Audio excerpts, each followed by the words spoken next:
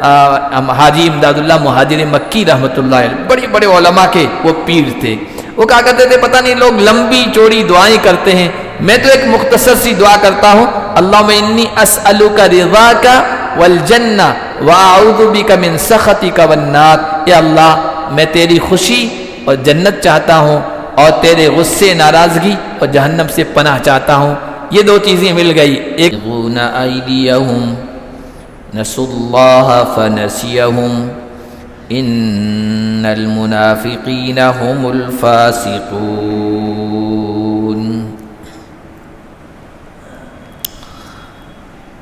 آج کے درس کا آغاز ہم اللہ کے فضل و کرم سے سورہ توبہ کی آیت نمبر 67 سے کر رہے ہیں۔ منافقوں کا ذکر چل رہا ہے۔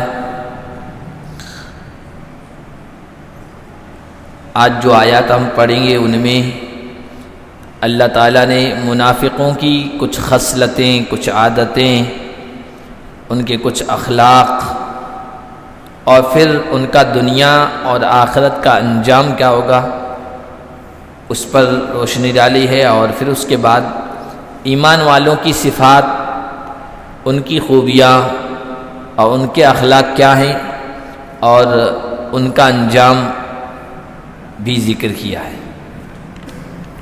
فرمایا منافق مرد اور منافق عورتیں بعضهم من بعض، وہ ایک دوسرے سے ہیں، وہ ایک جیسے ہیں، سب ایک تھیلی کے چٹے بٹے ہیں، سب کا مزاج، سب کی طبیعت، سب کے اخلاق، سب کی نیتیں ایک دوسرے سے ملتی جلتی ہیں۔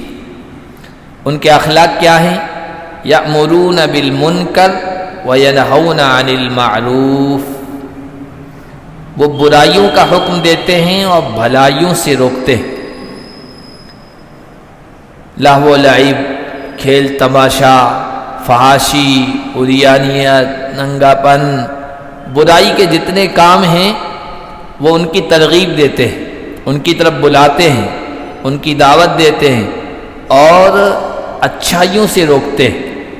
اچھائی پھل پھول رہی ہو، لوگ اچھائیوں کی طرف دعوت دے رہے ہو، اچھائیوں کی ترغیب دے رہے ہو، اچھائیوں کا شوق دلا رہے ہو، وہ اس کے بالکل پسند نہیں کرتے ہیں۔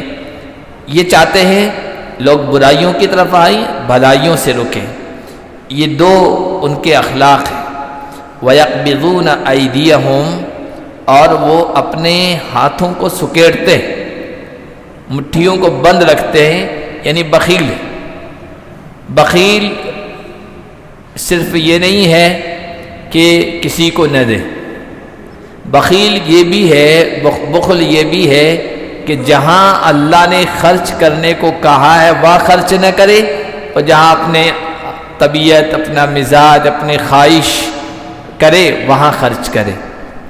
گناہوں کے مواقع میں، گناہوں کی جگہوں پر، گناہوں کی چیزوں پر ایک پیسہ بھی خرچ کرنا یہ اسراف ہے، فضول خرچی ہے اور غلط ہے، اور اچھائیوں کی جگہوں پر خوب خرچ کرنا یہ کوئی فضول خرچی نہیں ہے۔ تو منافق جو لوگ ہیں وہ اپنے ہاتھوں کو سکیڑتے ہیں، یعنی صحیح جگہوں پر خرچ نہیں کرتے۔ نسوا اللہ فنسیہم، انہوں نے اللہ کو بھلا دیا، اللہ نے ان کو بھلا دیا۔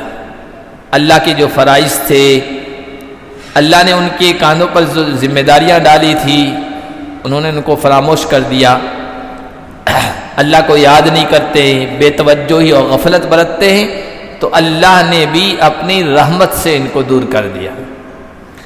ان المنافقین هم الفاسقون، بے شک منافق ہی فاسق ہیں۔ فاسق حد سے گزرنے والا، اللہ نے جو لائن متعین کی ہے اس کو پار کرنے والا، تو فاسق حد سے گزرنے والا، باغی اللہ کا، وہ اصل میں منافق ہی ہے۔ وعد اللہ المنافقین والمنافقات والکفار نار جہنم خالدین فیہا، ایسے لوگ منافق مردوں اور منافق عورتوں سے اللہ نے وعدہ کیا ہے، اور کافروں سے جہنم کی آگ کا۔ ان کے اعمال اور کردار ایسے ہی ہیں جو جہنم کے حقدار ہیں، اور جہنم کی آگ خالدین فیہا، اس میں ہمیشہ ہمیش رہیں گے، نکلنے کی کوئی صورت نہیں ہے، اور ہی حسبہم، وہ ان کے لیے کافی ہے۔ ولعنہم اللہ، اللہ کی پھٹکار ہے، لعنت ہے ان پر۔ لعنت کا لفظ یعنی انتہائی ناراضگی پر دلالت کرتا ہے، اسی لیے حدیث میں لعنت کا لفظ استعمال کرنے سے منع کیا۔ اپنے اولاد کے لیے، اپنے مال کے لیے، اپنے جانوروں کے لیے، کسی انسان کے لیے لعنت کا لفظ مت استعمال کرو، بہت خطرناک لفظ ہے۔ انتہائی ناراضگی پر یہ لفظ دلالت کرتا ہے، بہت سنگین گناہ ہے نا، ان کے لیے اللہ تعالیٰ نے یہ لفظ استعمال کیا ہے۔ اولئک الذین یلعنہم اللہ ویلعنہم اللاعنون، یہ قرآن میں دوسرے پارے میں بھی آیا۔ یا منافقوں کے لیے بھی لفظ استعمال ہوا، ولعنہم اللہ، اللہ نے ان پر لعنت فرمائی، اللہ کی پھٹکار ہے ان پر۔ ولہم عذاب مقیم، اور ان کے لیے ہمیشہ رہنے والا عذاب۔ ایک تو آگ کہا کہ وہ کافی ہے ان کے لیے، اور وہ آگ دنیا کی آگ کی طرح نہیں ہوگی، وہ آگ ایسی ہوگی جس کی آنچ دل پر لگے گی، تطلع علی الافئدہ، جو دلوں پر جا کے سیدھی لگے گی، ہٹ کرے گی اور بہت تکلیف پہنچائے گی۔ اور اس کے علاوہ جو عذاب ہے، کھانے کے لیے ایسا کھانا پیش کیا جائے گا، بھوک لگے گی تب کھانا کانٹوں بھرا، جو حلق سے نیچے بڑی مشکل سے اترے گا، اور حلق میں پھنس جائے گا تو پانی مانگیں گے کہ جو پھانس آ گئی ہے اس کو نیچے اتار دیں، تو کھولتا ہوا ماؤن حمیم، کھولتا ہوا پانی دیا جائے گا، جس کو وہ پئیں گے تو پیٹ کے اندر کی ارتڑیاں جو ہے پاخانے کے راستے سے باہر آ جائے گی۔ اتنی خطرناک عذاب کی شکلیں ہوں گی، اللہ ہم سب کی حفاظت فرمائے۔ کالذین من قبلکم، ان کی مثال ان لوگوں کی طرح ہے جو تم سے پہلے گزر چکے ہیں۔ کانوا اشد منکم قوۃ واکثر اموالا واولادا، جو پہلے قومیں گزری ہے وہ تم سے زیادہ طاقت میں تھی، مال میں تم سے زیادہ تھی، اولاد میں تم سے زیادہ تھی۔ یہ منافقوں کو سمجھایا جا رہا ہے، اپنی روش، اپنی طرز زندگی گزارنے کا جو طریقہ جو تم نے اپنا رکھا ہے اس کو چھوڑ دو، اور نبی جو راستہ بتا رہے ہیں پکے سچے ایمان کا اور نجات کا، اس کی طرف آ جاؤ، اس راستے کو اپنا لو، اس راستے پر چلنا شروع کر دو، ورنہ اللہ کے عذاب سے تمہیں کوئی بچانے والا نہیں۔ کیونکہ تم سے پہلے جو لوگ گزرے ہیں انہوں نے بھی یہی راستہ اپنایا تھا، اور وہ اللہ کے عذاب سے، اللہ کی گرفت سے بچ نہیں سکے، حالانکہ طاقت میں، قوت میں، پاور میں، مال میں، دولت میں، عہدوں میں، اولاد میں تم سے کئی گنا بڑھ کے تھے وہ۔ قرآن کریم نے اس کو بار بار مختلف موقعوں پر، مختلف جگہوں پر، مختلف انداز سے سمجھایا ہے قریش کے لوگوں کو، اس وقت کے کافروں کو، کہ تم سے پہلے جو قومیں گزری ہے نا، وہ بھی یہی سمجھتے تھے ہمیں کون پکڑنے والا ہے، جیسے تم سمجھ رہے ہو ہمارا کون کیا بگاڑنے والا ہے، حالانکہ تم ان کے مقابلے میں کچھ بھی نہیں ہو، عشر عشیر 10واں حصہ بھی نہیں ہو۔ وما بلغوا معشار ما آتیناہم، یہ جو کفار تکبر میں، غرور میں، گھمنڈ میں مبتلا ہے نا، اور دل و دماغ میں لے بیٹھے ہمارا کون کیا بگاڑ سکتا ہے، یہ لوگ ان قوموں جو پہلے تباہ شدہ قومیں ہیں، اللہ کے غضب کا شکار ہوئی، ان کے 10ویں حصے کو بھی نہیں پہنچی ہے اللہ نے جو ان کو دیا تھا۔ اب ذرا پڑھیے قوم عاد، قوم ثمود، اور ہمارے یہاں بھی، ہم جس زمین، جس دھرتی پہ رہ رہے ہیں، آس پڑوس میں بہت ساری قومیں، بہت ساری تہذیبیں، بہت سارے کلچر ایسے ہیں جو بہت مضبوط تھے، بہت پھیلے ہوئے تھے، عروج پہ تھے۔ اجنتا الورا، گندارا، یہ موہنجو دڑو، اور ادھر دیکھیں عراق کی طرف تو ایرانی، شورانی، کلدانی، بابلی، یہ پوری تہذیبی تھی، بڑی بڑی قومیں تھیں، اپنے وقت کی پاور اور قوت رکھنے والی قومیں تھیں، لیکن انہوں نے وقت کے نبیوں کی اور رسولوں کی جو نجات کی راہ تھی وہ نہیں اپنائی۔ اللہ نے فرمایا تم سے پہلے جو گزرے ہیں وہ طاقت میں، مال میں، اولاد میں تم سے زیادہ بڑھ کے تھے. فاستمتعوا بخلاقہم فاستمتعتم بخلاقکم، انہوں نے اپنے حصے سے فائدہ اٹھایا، دنیا کی زندگی میں مزے اور دنیا کی زندگی کی جو لذتیں تھی وہ حاصل کی. تم نے بھی اپنا حصے سے فائدہ اٹھا لیا ہے. کما استمتع الذین من قبلکم بخلاقہم، جیسے کہ تم سے پہلی قوموں نے اپنے حصے سے فائدہ اٹھایا، لطف اندوز ہوئے. وَخُذْتُمْ كَالَّذِي خَاضُوا، تم بھی انہی چیزوں میں پڑے ہو جن چیزوں میں وہ پڑے تھے. خواہشات نفسانی، اپنے مزاج میں، اپنی طبیعت میں، اپنے من میں جو آیا وہ کیا، خواہش کے مطابق انہوں نے زندگی بسر کی، رب کی چاہت کے مطابق نہیں. اس وقت آپ دنیا میں دیکھیں نا، پہلے زمانے میں پھر بھی یہ مزاج کم تھا، آج کا مزاج تو لوگوں کا یہی.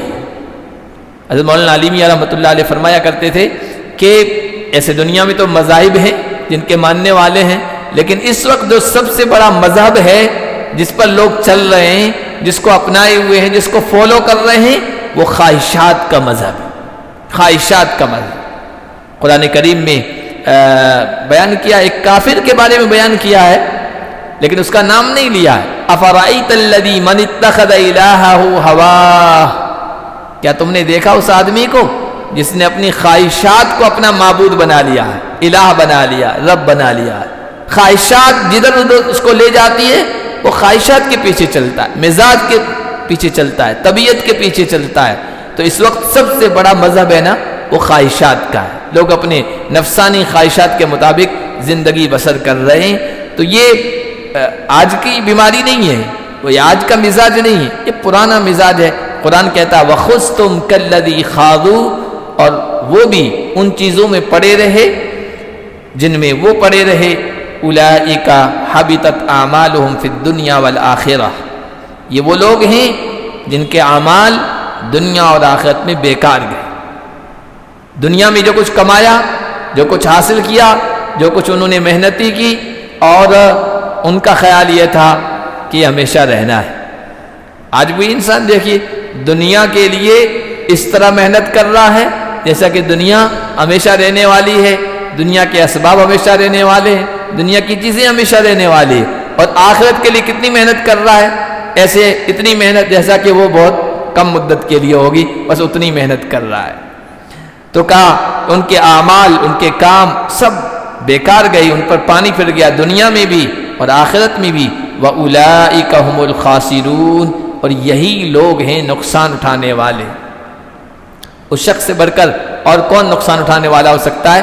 خسر الدنیا والآخرہ، جس کی دنیا بھی گئی، جس کی آخرت بھی گئی. تو یہی لوگ ہیں نقصان اٹھانے والے. پھر انہیں متنبع کیا جا رہا ہے، منافقوں کو، منافقانہ طرز اور روش اور رنگ اور ڈھنگ اور چال چلن اختیار کرنے والوں کو چوکنا کیا جا رہا ہے، متنبع کیا جا رہا ہے. الم یأتہم نبأ الذین من قبلہم، کیا ان کے پاس ان سے پہلی قوموں کی خبریں نہیں پہنچی؟ ان کے واقعات، ان کے قصے، ان کی کہانیاں، ان کی رودادیں، ان کا انجام. دنیا میں جو قومیں آئی ہے اور جن قوموں نے اس دھرتی پر جو کچھ بھی کیا ہے، ان کی تاریخی ہیں، ان کی ہسٹری ہے. آپ پڑھیے، ہر قوم کی ہسٹری، پرانی سے پرانی قوموں کی ہسٹریاں موجود ہیں، تاریخ موجود ہے، واقعات موجود ہیں، کیا کیا انہوں نے کیا ہے. اور پھر وہ کہاں چلی گئی؟ الم یأتہم، کیا ان کے پاس نہیں پہنچی ان لوگوں کی خبریں جو ان سے پہلے گزرے ہیں؟ قوم نوح علیہ السلام کی قوم کا واقعہ، ان کی خبر.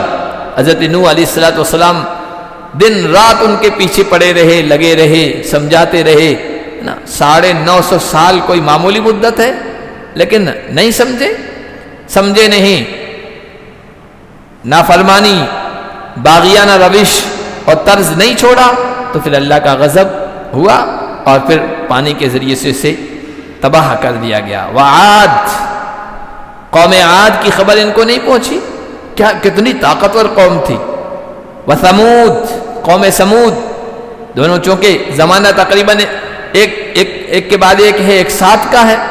اور یہ وہ قومیں ہیں جن کے بارے میں اللہ نے کہا ہے کہ التی لم یخلق مثلها فی البلاد، اس ملک میں، اس روئے زمین پر، اس دھرتی پر، اس کائنات میں ان جیسی قومیں اللہ نے پیدا ہی نہیں کی. خود اللہ کہہ رہا میں نے پیدا نہیں کی.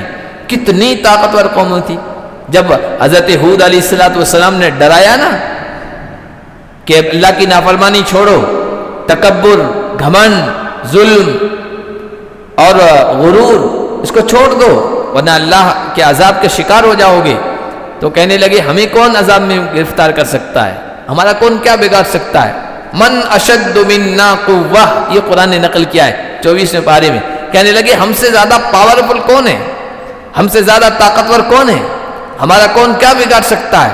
یہ جملے جو دنیا کی طاقت اور دنیا کی قوت اور دنیا کی حکومتوں کے نشے میں جو مخمور ہوتے ہیں نا، ان قوموں کا ہوتا ہے، اور پھر ان کا انجام بھی بہت بھیانک ہوتا ہے.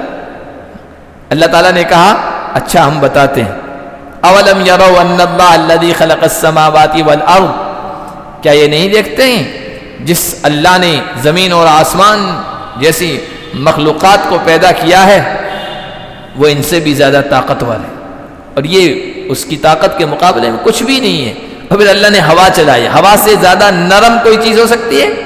ہوا چلائی، اتنی تیز و تند ہوا کہ ایسے اٹھا اٹھا کے بڑے ڈیل ڈول والے لمبے تڑنگے مضبوط انسانوں کا ہوا نے اوپر سے نیچے جو پٹکا ہے، قرآن نے نقشہ کھینچا کأنہم اعجاز نخل خاویہ. جب وہ تباہی کا نشانہ بنے نا تو ایسا لگ رہا تھا کہ کھوکھلے کھجور کے تنے کس طرح لمبے پڑے رہتے ہیں، اس طرح قوم عاد کے لوگ پڑے تھے. اللہ کی طاقت کو کوئی چیلنج کرتا ہے نا تو پھر اللہ اس کو اسی طرح عبرت کا نشان بناتا ہے. تو قوم عاد اور قوم سمود، قوم عاد پر ہوا آئی، تیز و تند طوفان آیا، اور قوم سمود چیخ آئی جس چیخ کی وجہ سے ان کے جگر پھٹ پڑے اور وہ ہلاک ہو گئی.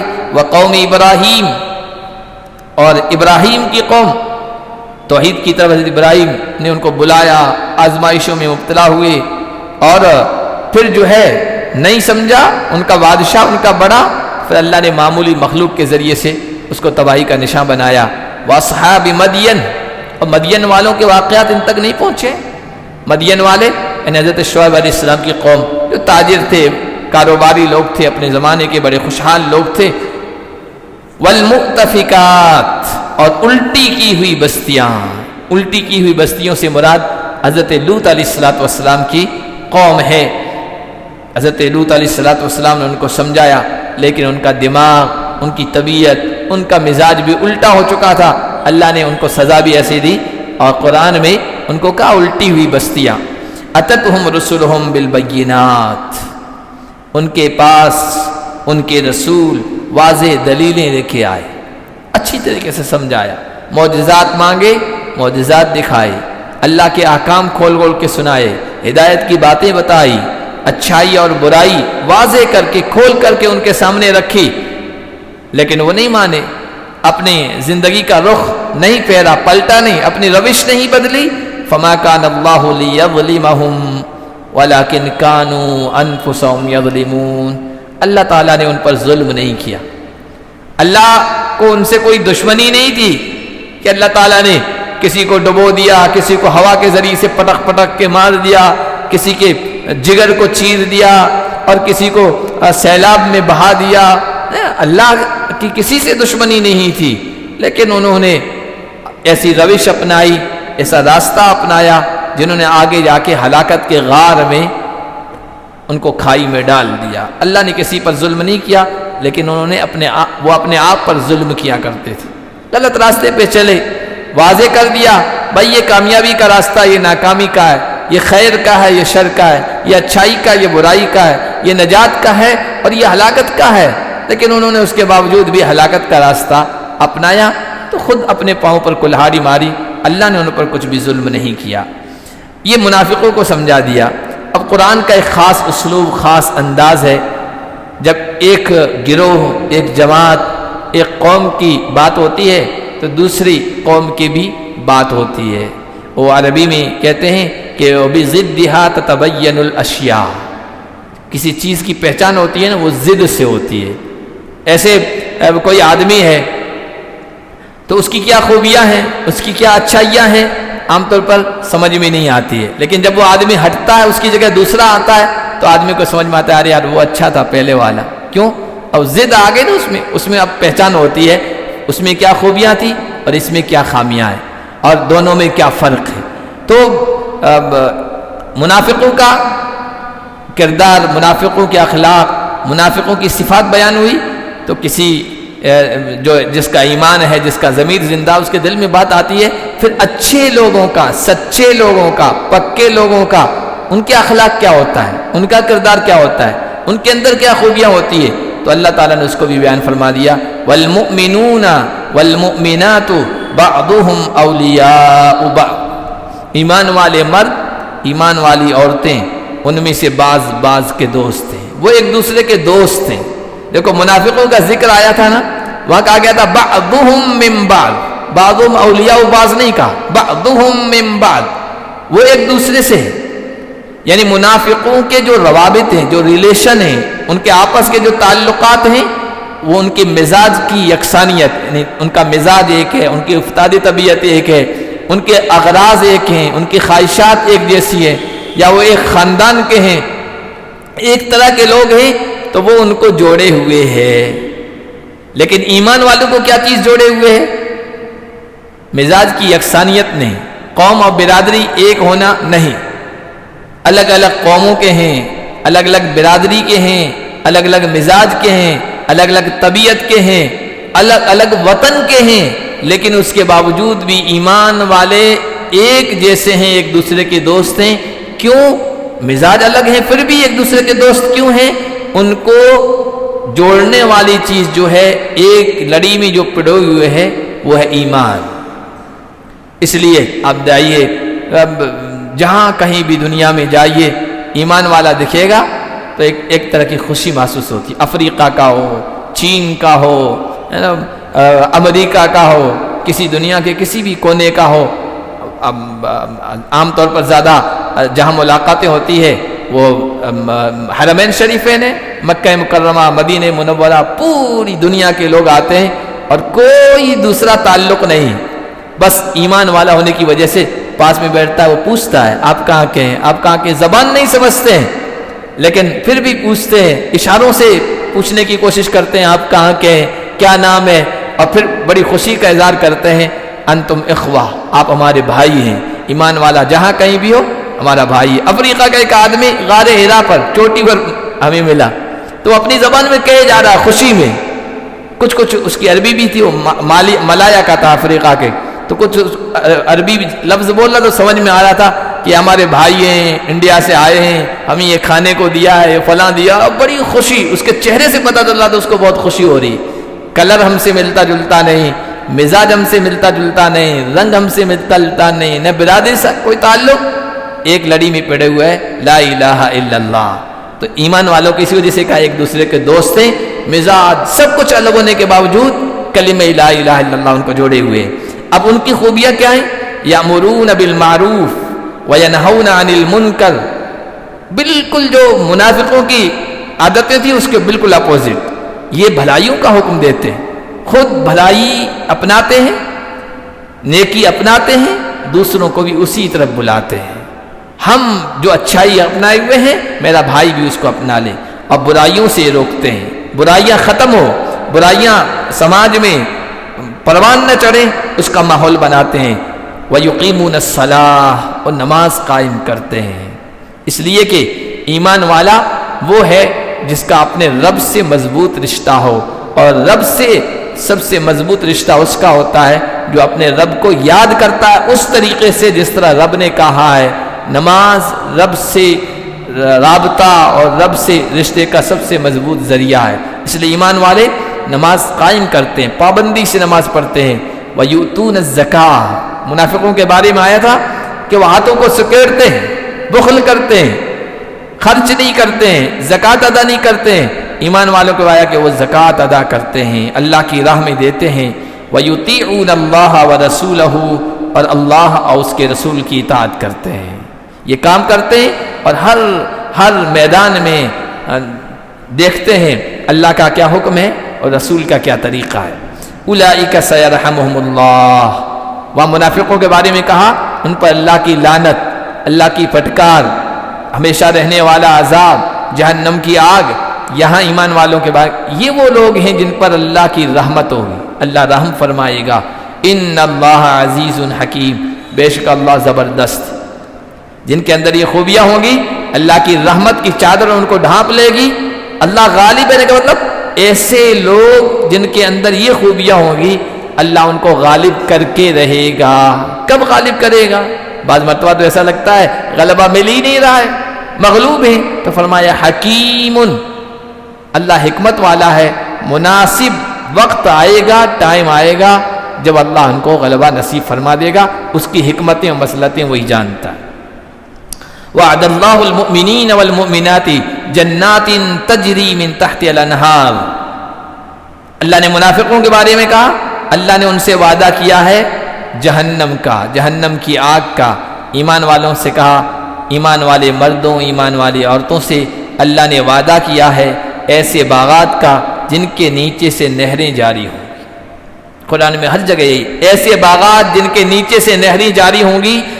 پانی جب نیچے بہتا ہے تو پھر باغ یا درخت سرسبز شاداب رہتا ہے، اس کا مطلب وہ باغات ہمیشہ سرسبز و شاداب رہیں گے، خزاں پت جھڑ کا شکار نہیں ہوں گے۔ خالدین فیہا، ان میں ہمیشہ ہمیشہ رہیں گے۔ یہ جنت کی خوبی، جنت میں جو جائے گا جنت میں ہمیشہ ہمیشہ رہے گا، نکالا نہیں جائے گا، اور نہ یہ جنت والے خود وہاں سے نکلیں گے۔ دنیا میں تو یہ ہوتا ہے نا، اچھی سے اچھی جگہ پر مکان بنا لیا، گھر بنا لیا، لیکن کچھ دنوں وہاں رہائش کے بعد رہنے کے بعد وہ چاہتا ہے اس محلے سے نکل جائیں، دوسرے میں چلے جائیں، جی نہیں لگ رہا ہے۔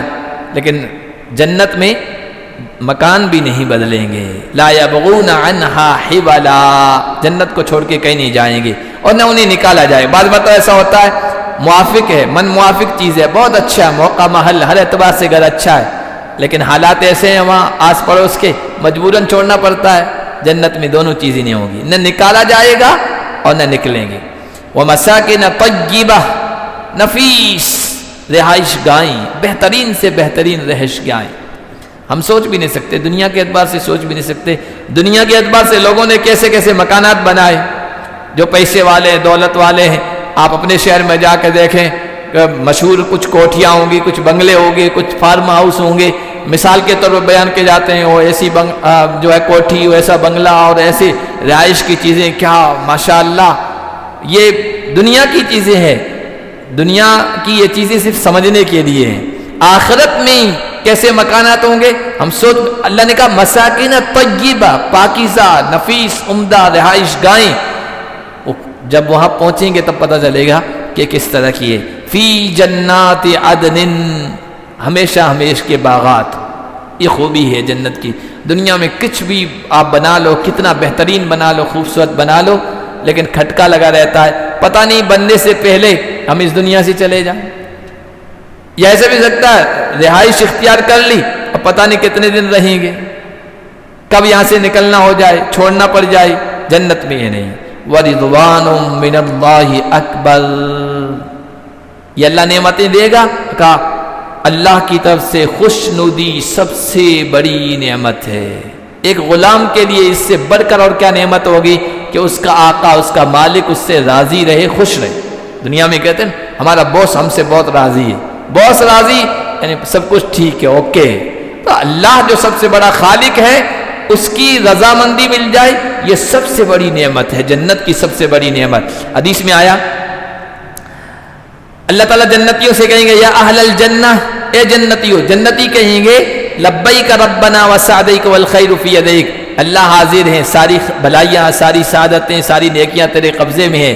اللہ فرمائیں گے حل رضیتم، کیا تم راضی ہو، خوش ہو؟ جنتی کہیں گے یا ربنا، ہم راضی کیوں نہ ہیں، آپ نے ہمیں وہ دیا معلم توت اعظم من خلقک، جو اپنی مخلوق میں سے کسی کو نہیں دیا، رحمتوں کی نعمتوں کی بارشیں کر دی، پھر بھی راضی کیوں نہیں ہوں گے؟ اللہ فرمائیں گے حل اوتیتم افضل من ذالک، ان نعمتوں سے بڑھ کر عمدہ اور اچھی چیز دو۔ وہ کہیں گے اس سے بڑھ کر وہ کیا ہو سکتی ہے؟ اللہ کہیں گے الیوم احل علیکم رضوانی فلا اسخط بعدہ ابدا، آج میں یہ اعلان کرتا ہوں کہ تم پر اپنی رضامندی خوشنودی اتارتا ہوں، آج کے بعد میں تم سے کبھی ناراض نہیں ہوں گا۔ جنتیوں کی اس سے بڑھ کر کوئی اور نعمت نہیں ملے گی، اس لیے اللہ سے اللہ کی رضا مانگنا چاہیے۔ ہمارے ایک بزرگ گزرے ہیں حضرت حاجی امداد اللہ مہاجر مکی رحمۃ اللہ علیہ، بڑے بڑے علماء کے وہ پیر تھے۔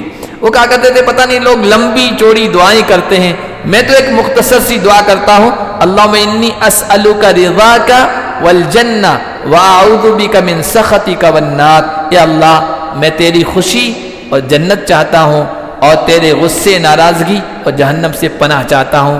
یہ دو چیزیں مل گئی، ایک مل گئی، ایک سے پناہ مل گئی، اس سے بڑھ کر اور کوئی دعا ہو ہی نہیں سکتی ہے۔